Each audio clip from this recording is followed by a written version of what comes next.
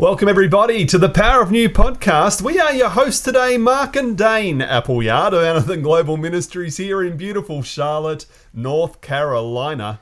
This is a podcast with a difference. Most podcasts these days are a conversation between two or more people that you listen to in order to kill some time while you're driving, going to work, working out. But we believe that we are different in that we want to invite you into the conversation. Yeah, that's right. We are inviting you to join us in a new conversation around spiritual leadership principles that work. This is an interactive podcast where we go further and dive deeper into exploring our Heavenly Father's always perfect love as together we engage with real impact stories from Kingdom Marketplace leaders across the world. So, if as our conversation unfolds you have a burning question, raise a hand, put a message in the chat, and we'll give a chance to interact. Today's podcast will be transformational.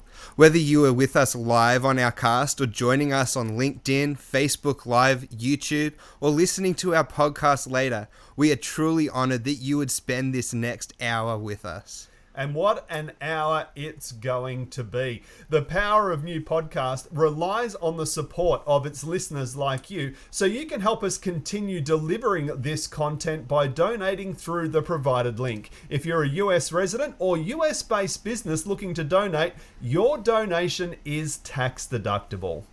Today, we have the great honor of welcoming special guest and friend of Anothen, Pieter Dekker from the Netherlands. Pieter is he's a passionate follower of Jesus and an influencer. He's a husband and a dad. Currently, he resides in, now he said Gorinchem? Yeah, I think that's what he said. In the Netherlands with his, I can't pronounce, I'm pretty bad at all those sort of names.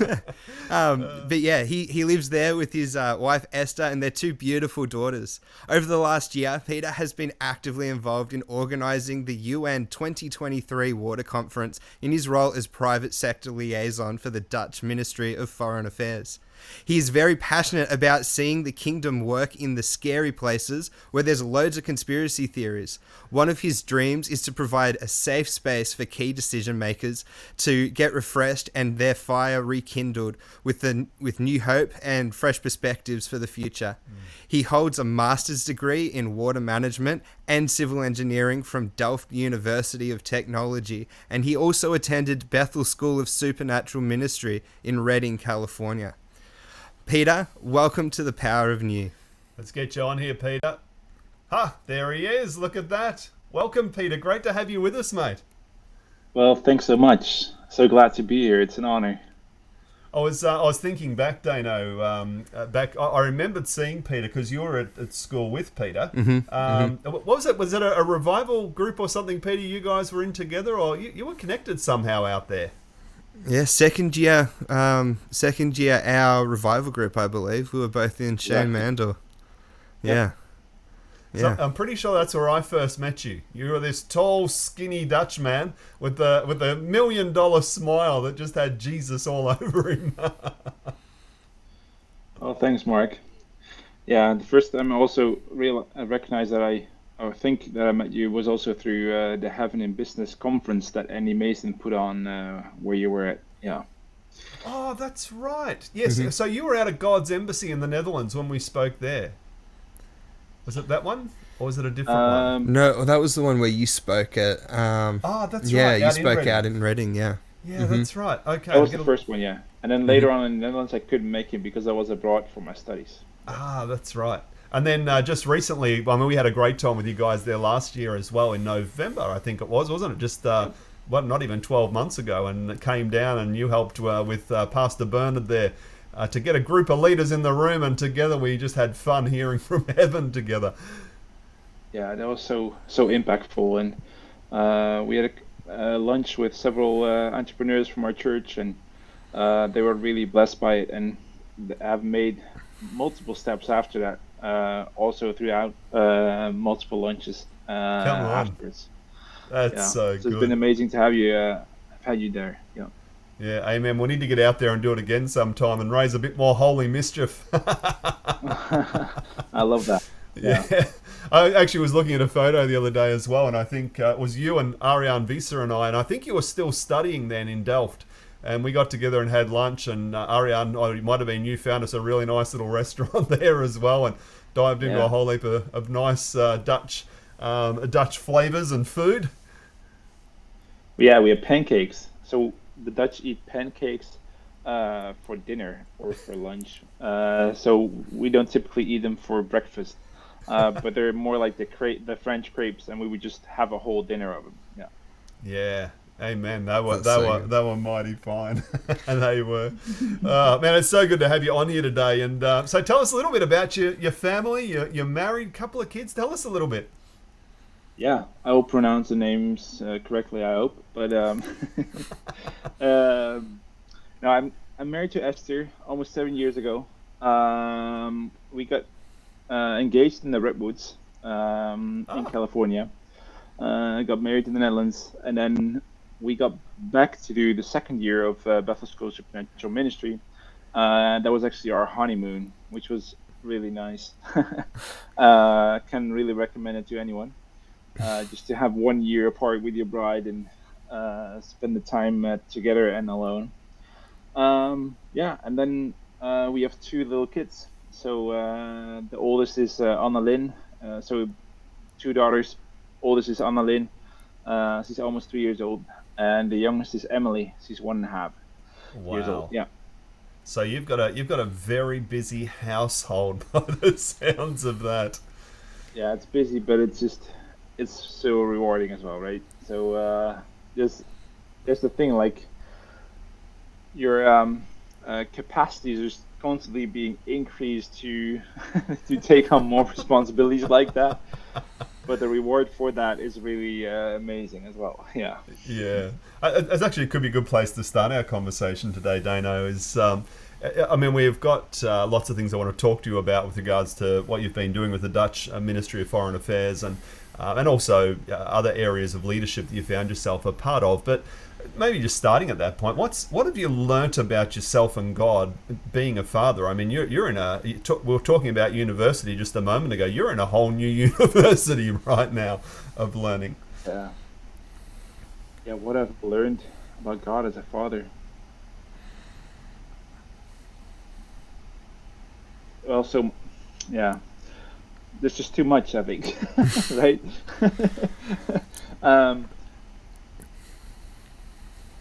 But one of the things, he's not scared of messy things. Like, me as a father, I don't care if the kids mess up or make stuff really messy in that sense. Like, I know how to clean it up, and I also know how to help them clean it up, right? But I want to, the thing I value most, I think, as a father is their heart's attitude towards me and towards others. And if they're in a good place, then I don't mind the messiness in that sense. And if you translate it to your own personal life, like, I've become so much more free because of that. Like, I don't have to do everything perfect because, like, my father is not demanding me to do it perfect. He's just requiring me to have a certain heart attitude towards him and towards others, and the rest is just, yeah, he can deal with that. Mm-hmm. Yeah. So it really puts the performance thingy out the door, and I think the things you start to do are much more genuine then. Yeah. Yeah, that's well said, Peter. I mean, it's been a bit of your experience too, hasn't it, being a dad? Yeah, absolutely. Yeah, you don't expect, you don't run into it with the expectation of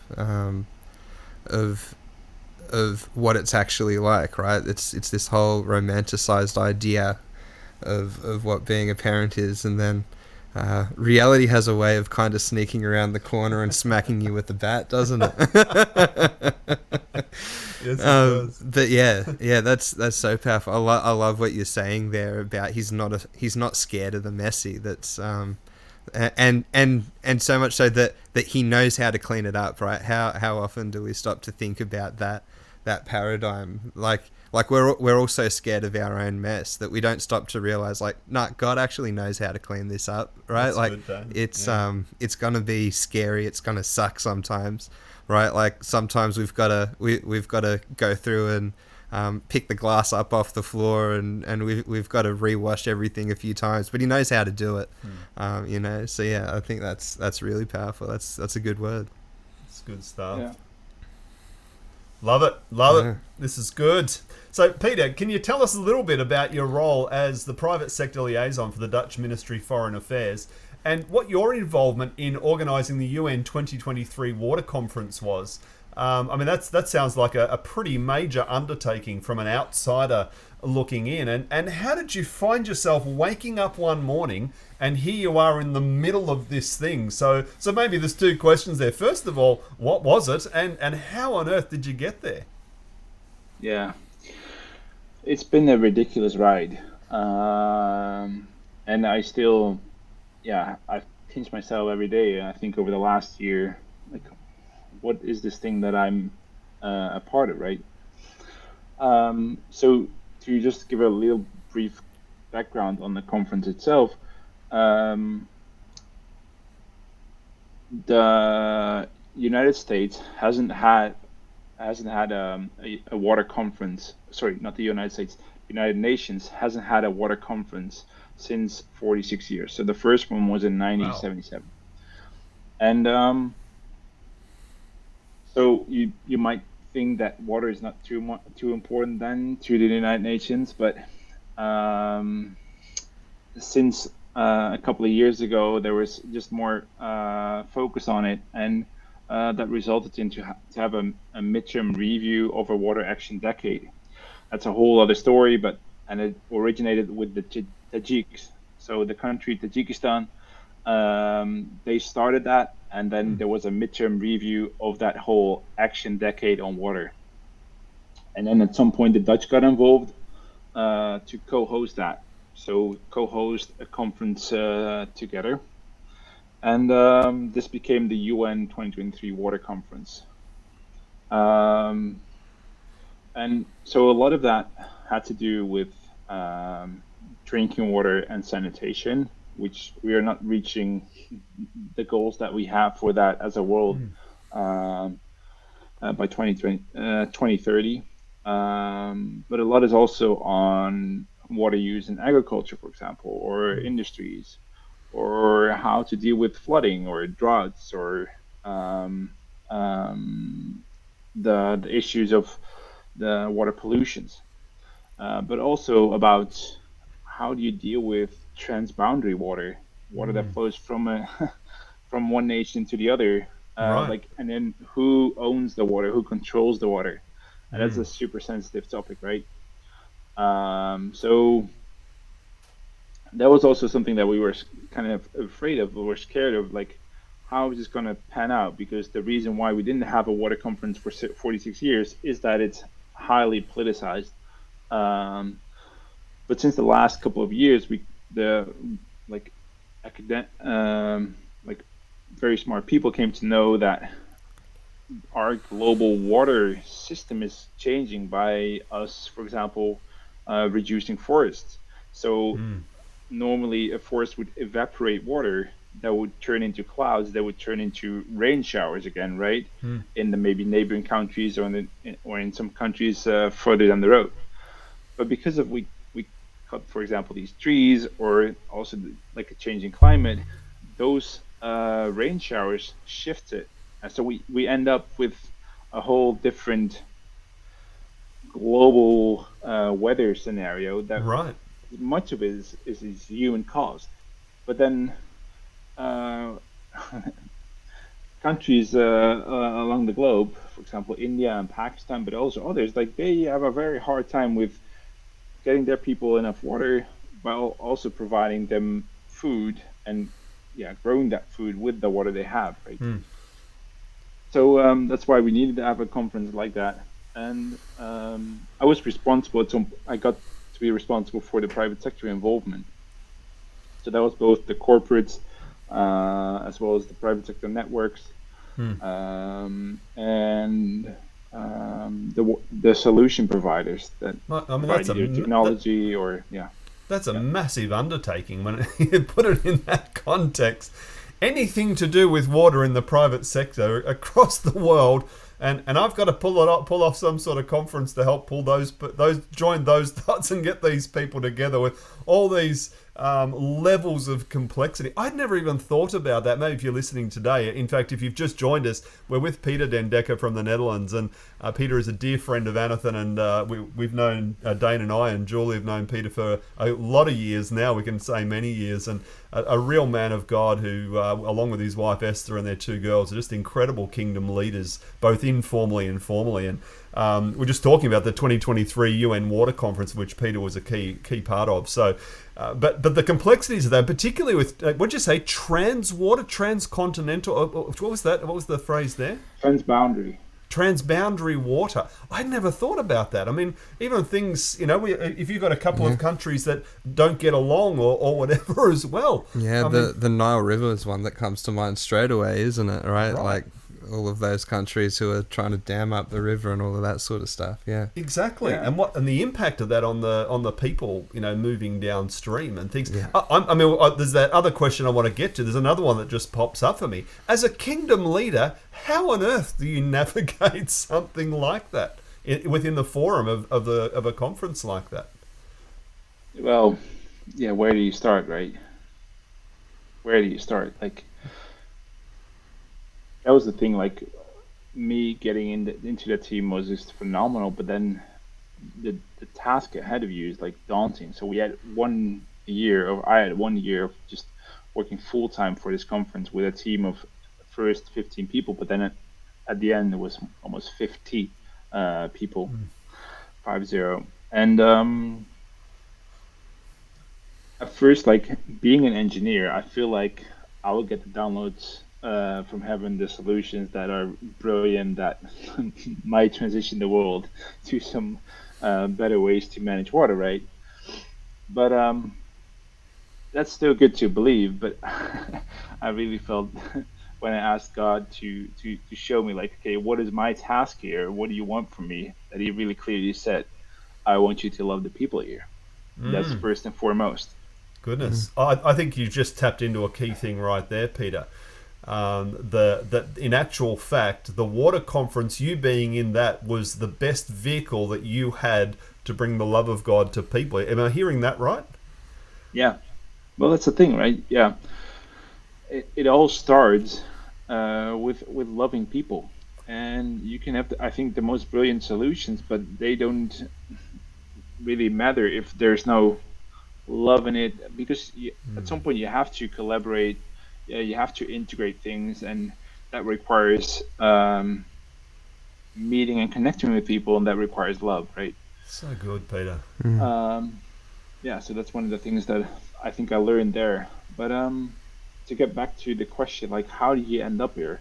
That was a wild journey as well, right? there was just traces of God all over there. So me being a civil engineer and being in water management, I went abroad a couple of times to do some projects around drinking water treatment and distribution, specifically in African countries, and also one time in the Philippines. And what I realized pretty quickly, that the technical solutions are relatively simple and affordable, that help the problems that they face get to the next level. So I was like, why are these solutions not adopted then? Like, what's happening here?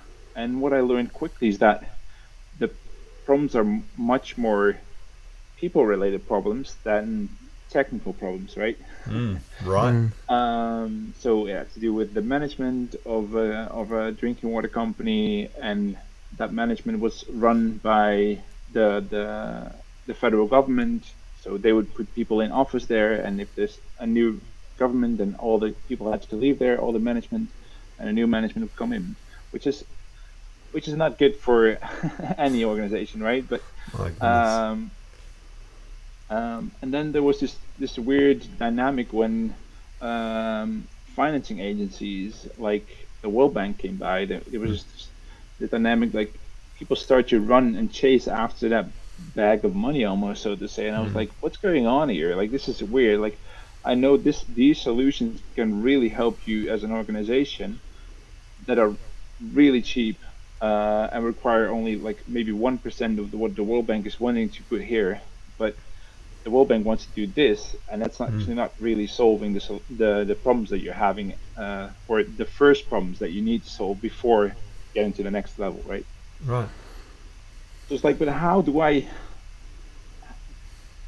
get involved in this as a civil engineer? Because these problems are either you want to either target the federal government, and you can do that from a foreign perspective as a diplomat, or you could do it from the global economic perspective by working with a World Bank or an IMF or whatever organization, like at that level, right? Yeah. How do you get there? And then that's the first step. And then how do you get influence there to change trajectories?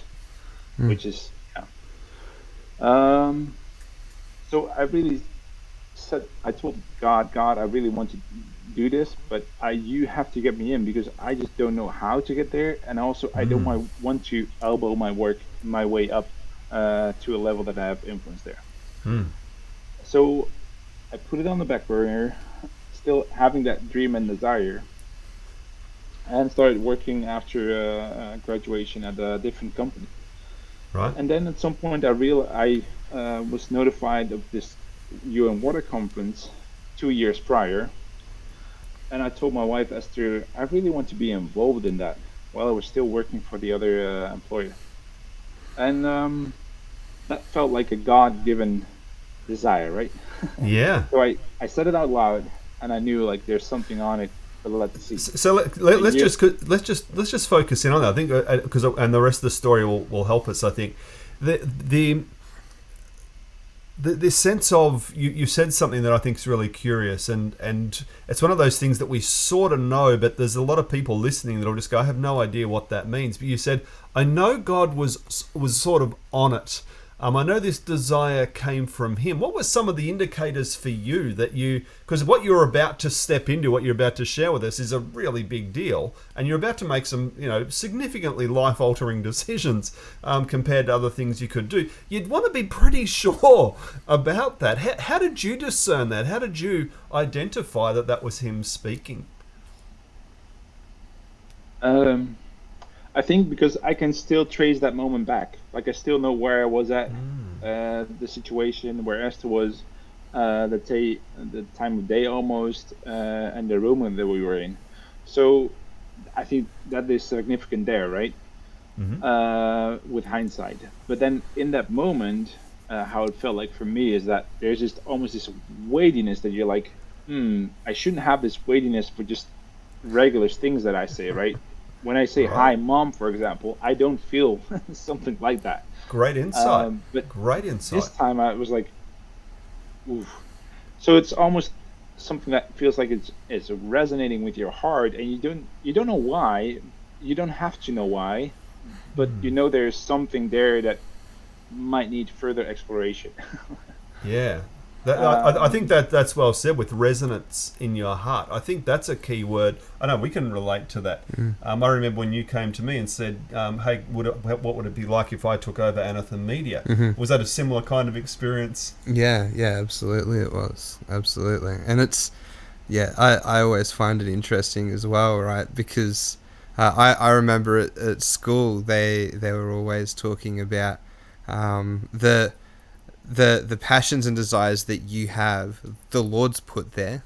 Like so often we sit and we beat around the bush, like, oh, I want this thing, but I don't know if that's from the Lord or not. But well, if the desire's there, then it's probably from the Lord. So let's find a way to partner with him in that, right? So yeah.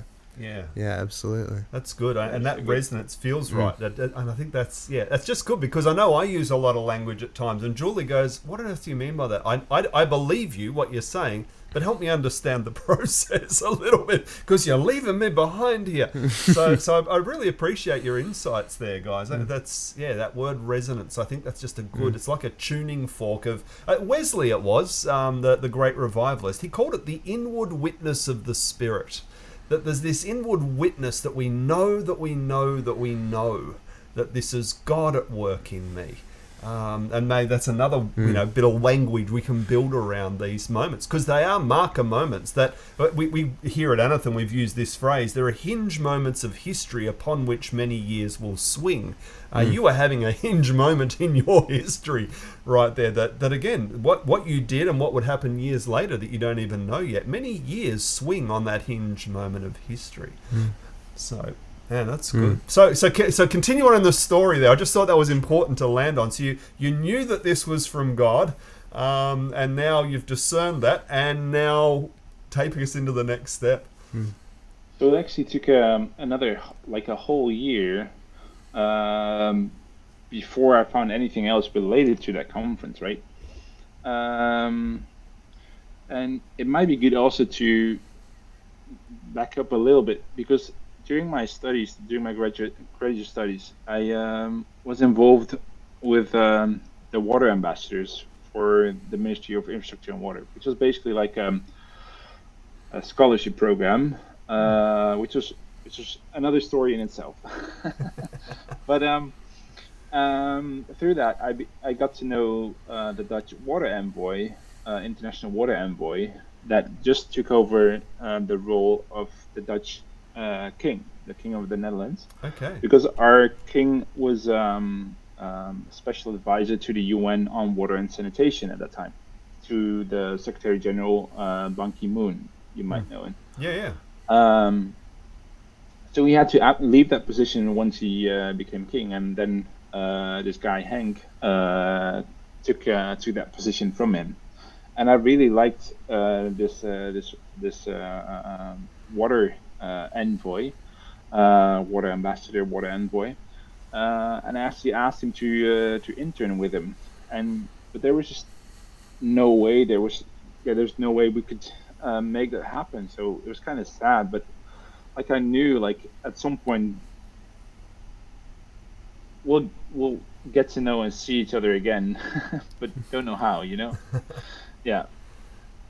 And then this job opened up, and I applied for the interview, and there was a crazy process in itself. But then I got into the job with the Ministry of Foreign Affairs, and I think it's good to understand that for some people it's really hard to get into a Ministry of Foreign Affairs. For many people, that is their life's dream. Like they have built their whole life for that purpose, like doing all the things you should be doing.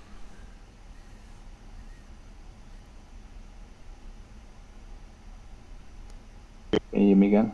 Yep, we got you there again. That's all good. Oh, okay. Siri went off my phone. So,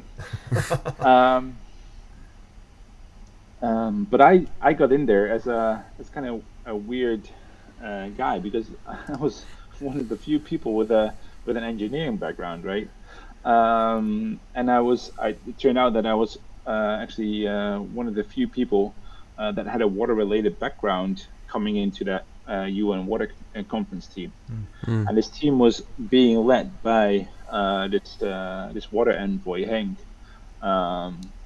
That was really special to work with him over the last year. But throughout that 5 years going backwards, I received these words from so many people when I told them, like, I would go into water management. They would always tell me, like, oh, you're going to follow in the king's footsteps. Wow.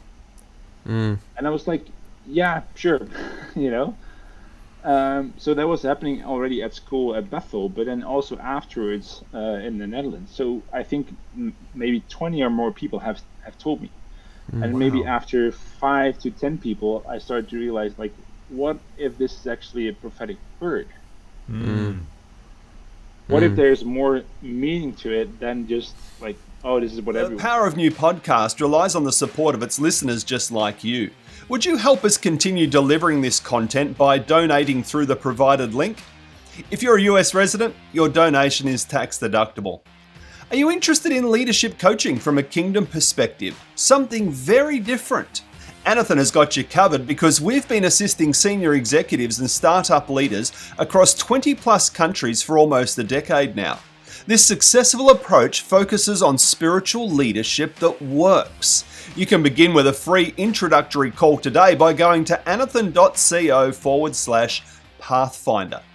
Anothen also places micro communities at its core. Are you looking for a like-minded community to grow with? Visit anothen.co, download the UChurch app, and then email us at info@anothen.co to start a conversation today. And you can stay up to date with our weekly newsletter by simply subscribing to the same email, info@anothen.co. Now, let's get back to the conversation. There's a couple of things unfolding here then. So you've had the discernment to start with, this sense of knowing. You've actually acted on it. You've knocked on some doors. You've tried to move in that direction. The timing didn't seem to be quite right.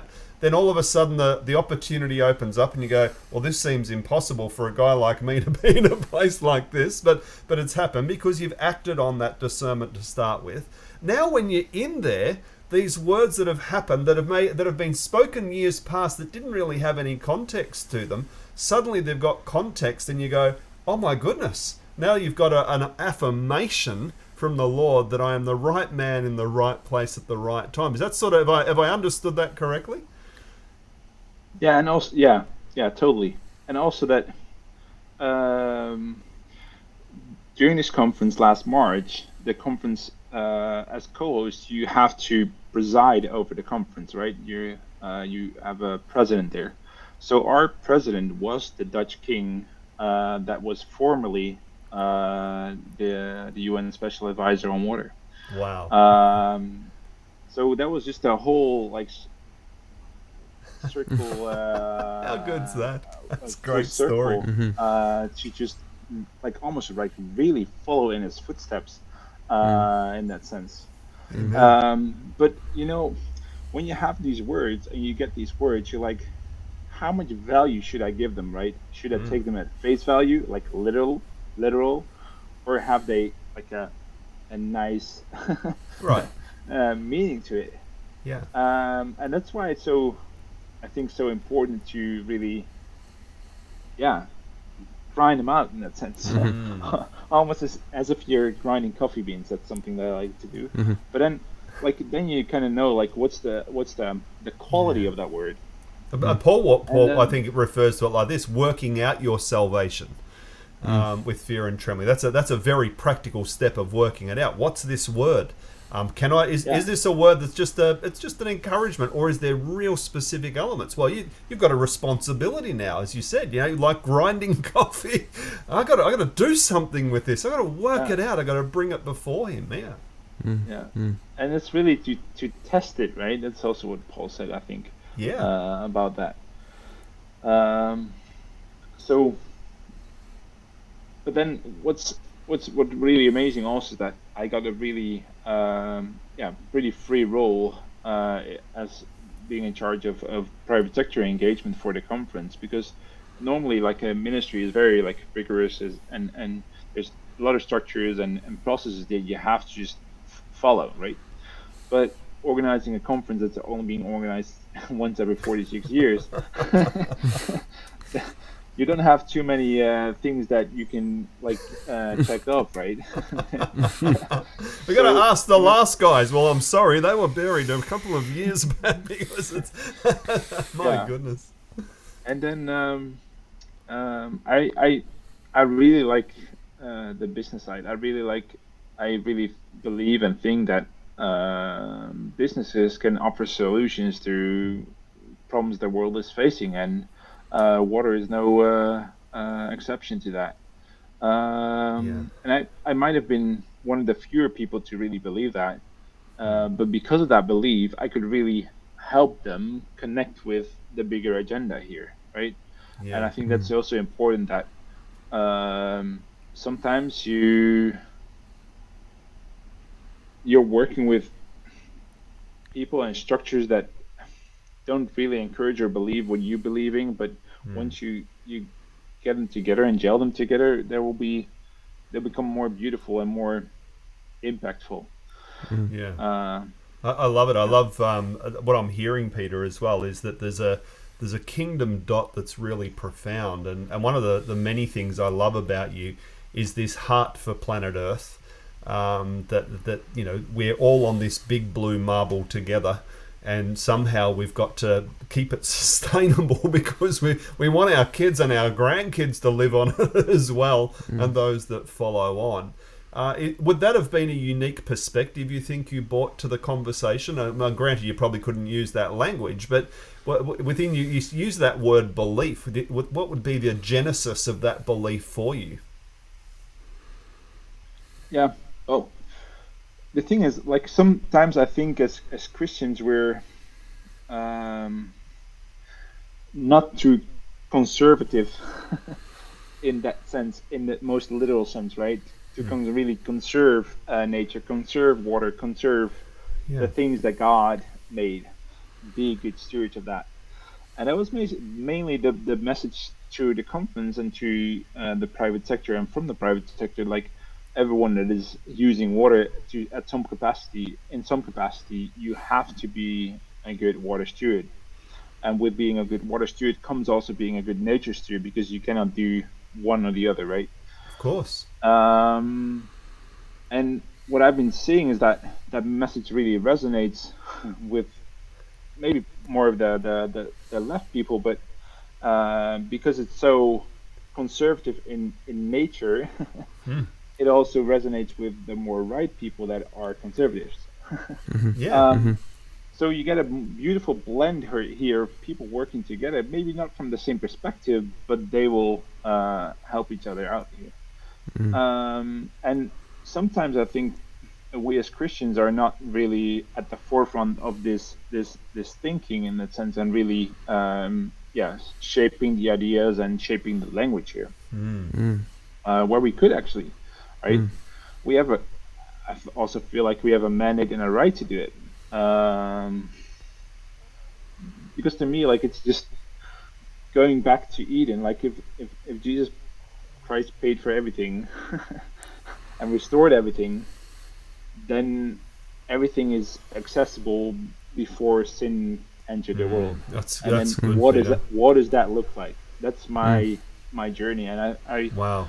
I've come to realize that you can have great revival and many thousands and maybe millions of people saved, but um, if the earth, the soil, and the natural resources are not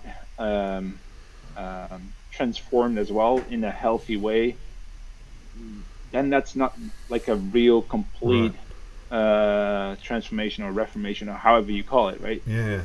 Yeah. That's. I mean, you've articulated that beautifully, and we talk a lot about discipleship around here in terms of human flourishing, don't we?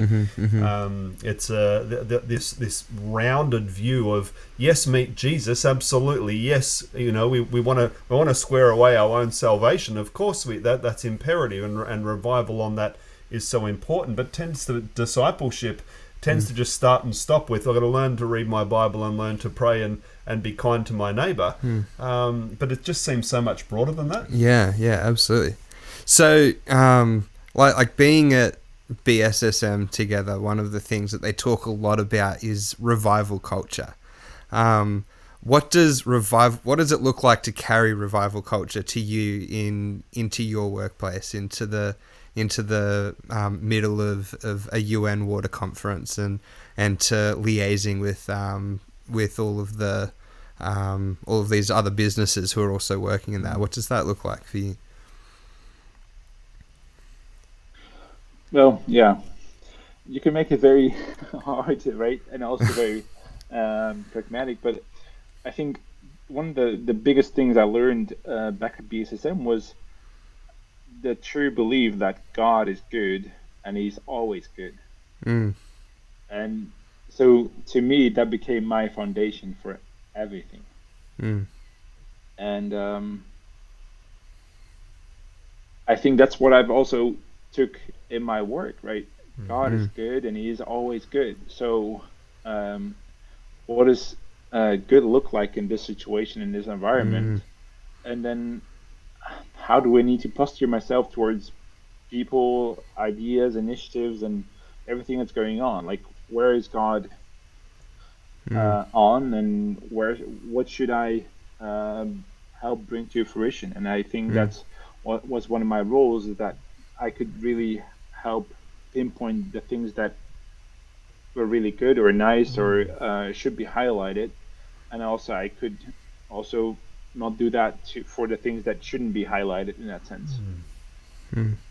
But that was just, I think, one example, or one aspect of revival culture. I also think that really serving others has helped me and get that perspective. Back at school, like, I was really touched by the Bible stories of Daniel and Joseph and Esther, that really had to serve kings and influential people that were not not godly, right? And that was my situation a lot of times as well. But then, how do you posture your hearts towards that? Do you actually want them to be to be successful and to be as great as they can be, or are you talking behind your back about things and almost kind of like doing things that are not helping them to be successful? And I think that's what God values. So, Man, that's and then, I can go into a very specific situation that was kind of interesting. Yeah, please do. So in my first week in the office, like, our prime minister was going to go to the World Economic Forum, and I was supposed to help him with a water-related event, just to do some background information for him and help his speechwriter. But then I have so many people, and I believe you have as well, that have very negative thoughts about the World Economic Forum. And then there's two things I can do, right? I can either still have these thoughts and out of that help him, but that's not gonna help him be successful there. So what I felt like I had to do is just to really surrender my opinion about it, become more open-minded about it, like, in the sense of, like, yes, they can be not right, but that doesn't mean that I need to judge them. So I'm withholding my judgment a great insight about the organization or whatever it is, right? And this is the specific example of the World Economic Forum. Right. But by me withholding my judgment, I could actually be serving my prime minister, and also serving the people that were doing really amazing work on the ground at the World Economic Forum, that would help businesses, for example, do the right things on water. So just like to me, that's just do you have an open heart or a closed heart towards these things? Because if you have a closed heart, then God cannot work through that. And if you have an open heart, He can use anything. That's a great insight. I mean, that's made it really practical for me, even at another level again. As we think of revival culture, we think we've got to be a Jonathan Edwards or a John Wesley or a Charles Finney or whoever it may be. In actual fact, you've brought it down into something very bite-sized, Peter. It's a revelation and understanding, firstly, of His goodness in His character and nature, then His goodness to me, and then through that lens, I get to explore the goodness of God in any situation, and to put my judgments down so that the goodness of God can shine through. And what you've really, I think beautifully articulated there is this is how we're entering miracle territory, and how we're stepping into these places. That there's a grace, isn't there, when we bring the goodness of God? Yeah, absolutely. Yeah, well, it's such a powerful word. Yeah, it is. Love that. And so I think, again, maybe there's some people that are listening today and are here on the Power of New, and you're going, well, I could never be someone who brings revival on. There could never be that kind of person. That's not my personality type. That's not my skill set. Well, you know what? Bring the goodness of God. Reveal goodness. Focus in on those elements where his goodness is revealed. Encourage those things in people. And what will happen, I think, if we go all the way back again, we get the resonance again, as you were saying before, in the hearts of people. And now we're partnering with heaven on those matters as well. I just think that's really, really cool. I love that. Yeah. It's Norman has just said here as well, it's a great point on withholding judgment so you can still serve open-heartedly. It's exactly right. And keeping our hearts open is actually keeping the channel of the kingdom open through us to the world around us. Yeah. So I believe this is the example that everyone or many people have opinions about, right? But you can also change that for your neighbor that is maybe too loud washing his car or something like, right? Do you have the same attitude towards him, or like the people in the grocery store that are just they just caught you up and are in front of the line or something like that? Right. Yeah. Exactly, and I think this is the beauty of it. You've demystified, I think, for a lot of people, Peter, in the way that you've said that, because people would look at a position you have and go, "I'm never going to be in that realm of working in a geopolitical space, working with these sorts of decision makers." Well, no, that's fair. That's the unique expression of your calling, but that's not a better or a worse expression. It's just your expression. So whatever your expression is, the principles are the same. They're no different. It's like I get to carry this open-heartedness into this context. As you said, the grocery store. There might be single parents that are going, well, I don't even have that opportunity, but I do go to the grocery store. Well, you actually can reveal that. There's some real practical ways. I was at the getting a bottle of water and a snack last Monday at a mall down here. And I remember, I got my snack and whatever, and I get to the counter and I look up, and there was a person in front of me, and I could see that they were tired. They were a person that, let's just say they have extremely different views to the views that I hold about sexuality.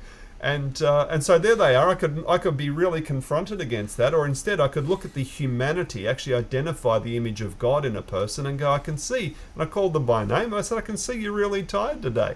It must have been a hard day. It's been a tough day here. Well, actually, yeah, it has been. It's been really, really busy. And I said, yeah, you look like you're worn down. You need to make sure you give yourself a break throughout the day today. You had a little bit of a dialogue for 40 seconds, 60 seconds. What's happening is that, again, heart open instead of closed, because there have been many a time where my heart's been closed in those circumstances. Again, truth be known. But in that time, it wasn't. And what happened? An opportunity to actually speak to the humanity of a person, the image of Godness in a person, reveal the goodness of God in that conversation. And now, rather than shut down, we open up, albeit in a minute way, an opportunity for some connection there. And to me, it's beautiful that we landed on this, because I really feel like that in withholding judgment, that's the only way we can love, right? Yeah. That's right. And it's the only way we can influence. And being a leader is really about influencing. So it's really about, then withholding judgment towards a lot of things. And still things can be wrong, right? Like there is right and wrong, but judgment is not up to us. Yeah, that's right. Yeah, it's and judgment is very much tied to offense, and I'm reminded of Jesus at Nazareth, and it said that the people were offended at him, and he could do no miracles among them. And I remember the first time I was confronted with that reality, I was sitting back and I'm going, you know what? I've got my offense in this hand, and I've got my need for miracles in this hand. How desperately do I need to hold on to my offense? Because while I'm holding on to my offense, I don't get access to miracles.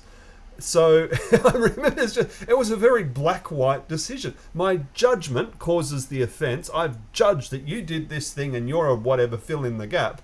But that judgment then takes away the capacity for me to have an opportunity to bring the goodness of God and be a conduit for the kingdom of God and see a miracle in my midst. And so that many years ago, that sort of revelation suddenly hit me, and I thought, I want to be as quick as letting my offenses down, letting them go as quickly as I can. And because I still get offended, we all get offended. We live in a real world. But the question is not, do I get offended? The question is, how quick do I let them go? How quick do I put my judgments down? Yeah, I remember there was a phrase in our household for a while that was like, I don't get offended on, and whatever specific day it is, I don't get offended on Sundays. I don't get offended on Mondays, right? Because we were all very much that, like how quickly we can get pulled out of God's blessing and pulled out of that miracle territory when we pick up the offense. And so we all used to say that, didn't we? We did, exactly right. Yeah. We made it as part of the culture in our home. To be aware of it and to say, no, we've got to let go of this stuff, because we all need miracles in our life. Let's just be honest. I don't care who you are listening to the Power of New today. We all need miracles in our life in some way, shape or form. And it's just not worth it to carry it, right? The offense. I mean, sometimes you feel like you have an obligation, or no, so you're entitled to to be offended or something, but it's just not worth it. Yeah, exactly right. Well, this has been some good stuff, some good conversation today, and we've just really thankful that you've let us sort of sneak behind the curtain into some of your processes of thought and how you've heard the voice of God, from first of all discernment way back at the beginning, and then the acting upon that discernment. And as you said, it took a good while for some of these things to come to fruition, but you were obedient with taking some steps. I love the way as well you joined the dot, Pieter, between words people spoke over you, and then how do I know they're a prophetic word? Not just good meaning words, words of encouragement. How do I know they've got a prophetic element to them? And I love the way you said that you ground those things out to be able to go, I can distill which ones are which now, and now I can act on these. And it prepared you to be, God's man for the moment, in the right place and right time. And then in that place, what did it mean to bring the goodness of God, to reveal his goodness in that place? And by doing that, you honored the king. You honored those that were above you as well. And that gave you access, because the spiritual principle's always there. You get access to that which you honor. And so now you have an authority that you could bring into the area of influence that you were entrusted with in that place. And then again, what gets in the way of that? Judgment and offense. It just gets right in the way of it. But if we take that out, then our hearts are open, and now we can move well and bring that influence and that favor. And boy, what a journey. That's just, we didn't expect the conversation to go that way today, but so thankful that it did. But Pieter, we got one more burning question, and this is the real big question here at the Power of New, that we love to ask everybody. And the big question is this: as you know, that this podcast is called The Power of New, and it's conversation. We love new things. That's right. We love new things. We do. We always love new things. I like a new haircut. I like tasting new foods. I like new microphones. Yeah, that's right. Especially Dane. He loves new microphones. Exactly right. So in the nature and the theme of following the new theme, what was the last new purchase you made online, and what was it for? That's a good one. Last purchase was I bought some smoking wood, cherry wood, because I made I smoked a salmon last Friday. That was really good. Give me 24 hours, and I'll be out there. You realise it's right on lunchtime here. Yeah. Yeah, it was my first time. I love that. Yeah. Oh, so good. So you've got a smoker at home then? Yep. Very good. Yeah. It's one of my my hobbies. That's the thing with these. It's a Kamado Joe, so it's a ceramic barbecue type thing. But the thing here is you cannot rush it. If you're in a rush, don't do it because it's not going to serve you well. So you have to really be in the present and just enjoy it. And then there's a lot to enjoy, right? Absolutely. Man, that's so good. That's so good. I know Norman here is a man who loves to smoke his food as well, and we've got we were in Raleigh last weekend. Just trying to think. 2 weeks I think ago? it was, yeah. And Dwight, a dear brother up there, and he had smoked some brisket that we got to bring home. And we bought a pound of brisket home. It didn't last long, but No, it didn't. You and me did it. No, I think we ate it for lunch that day. We did. It didn't stand a chance. It didn't. So yeah, we are big fans around here of smoked meats. Absolutely. Maybe we need to get some. We need to get some wood chips and smoke something too. I think. I think I'd put you in charge of that because I here would for it. absolutely butcher that. I know I would. So good. That's good stuff. Well, hey, next week we've got another great lot of guests lined up here on The Power of New. We get the incredible honour of introducing you to dear friends of Anothen, Omar and Karina Hernandez from Plano, Texas. Omar and Karina Hernandez, they are people that we met a year ago out in Reading, and they have resided for the past 10 years in Plano. They've got 3 great kids, Ricardo, Sebastian and Sophia. Karina holds a business degree from UNT and has partnered with State Farm for 23 years. Omar and Karina have 2 insurance agencies with a total of 14 team members, including themselves. But prior to joining their talents with Karina, Omar was in the restaurant industry for about 16 years. He knows a lot about smoking, apparently. That's right. They've been working together for the last 7 years, and Karina's role is in coaching, leading, mentoring and training the team along with business admin. Omar drives the marketing and business acquisition department, working directly with the sales team there. But here in 2021, they fully surrendered the business to the Lord, and they have experienced a huge transformation in all aspects of their life. Get this, shortly after their great surrender, they lost their entire team and were led to pray for each new team member and to rebuild their foundation with God at the center as the foundation of their business. They've come to the realization that their business has now become their ministry. All team members became Christ followers. Praise Jesus. Karina has a monthly Bible study in her home where she gathers women and disciples them back to the heart of the Father. Omar is about to launch his first Kingdom Business breakfast at their home, where he will gather businessmen and leaders from around the area. They're a fun couple. They're full of life and energy. You're not going to want to miss these guys. We've been really blessed knowing them around here for the last year or so, and just an amazing testimony of what God has done. I mean, imagine that, Dano.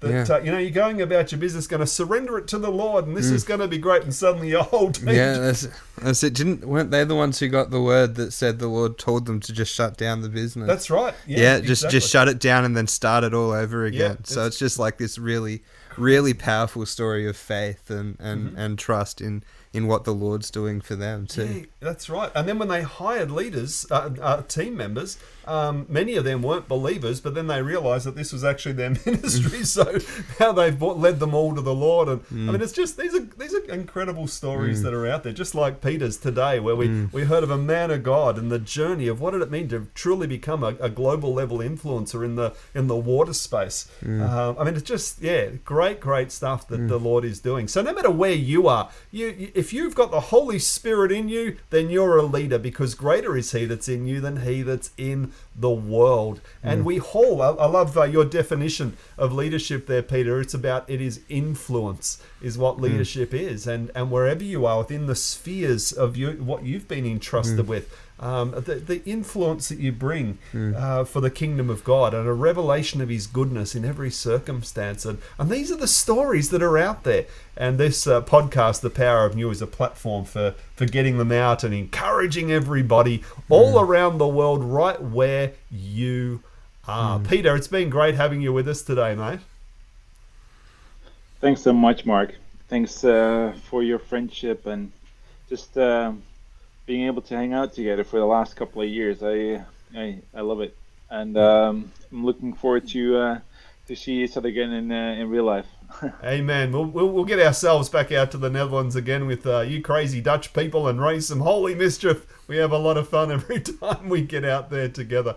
And look forward to that as well. And blessings upon you. If you're on our live stream right now, we're about to finish our broadcast. We ask you to stay on here so we can pray for Peter and bless him on his way as well today. But remember, God wants to take you further and deeper into encounters with his always perfect love for greater impact because he wants to love the world through you. God bless you guys. We love you. And we'll see you here with Omar and Karina Hernandez next week at The Power of New.